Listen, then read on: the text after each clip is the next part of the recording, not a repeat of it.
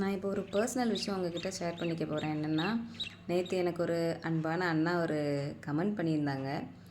"நீ உன் முகத்தை கண்ணாடியில் பார்த்துருக்கியா?" அப்படின்றது தான் இந்த கமெண்ட்டு. நான் பார்த்துருக்கேன் கண்ணாடியில் என் முகத்தை. சின்ன வயசுலேருந்து பார்த்துட்ருக்கேன். என்னை சுற்றி கேலி பண்ணுறவங்க எல்லாரையும் பார்த்துட்டு தான் இருக்கேன். சொந்த ஃபேமிலிக்குள்ளேயே கிண்டல் பண்ணுறவங்களாம் இருக்க தான் செய்கிறாங்க. பட் அதுக்கு என்ன இப்போது இது இது ஒரு பெரிய விஷயமா எனக்கு தெரியலை. ஏன்னா என் ஹஸ்பண்ட்க்கு என்ன பிடிக்கும், என் பிள்ளைங்களுக்கு என்ன பிடிக்கும், ஜஸ்ட் இருந்துட்டு போகுது விடுங்களேன். அழகாக இருந்தால் தான் இந்த மாதிரி மொபைலில் டிவிலெலாம் வரணுமா?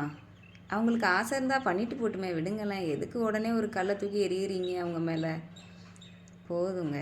எல்லோரும் ஃபேஸை பார்த்தே அவங்களோட லைஃப்பை நம்ம ஜட்ஜ் பண்ண முடியாது. ஏன்னா என்னோடய லைஃப்பில் நான் நிறையா மிராக்கல் பார்த்துருக்கேன். அதெல்லாம் ஷேர் பண்ணிக்கலான்னு தான் நான் அவங்கக்கிட்ட ஆசையாக வந்திருக்கேன்.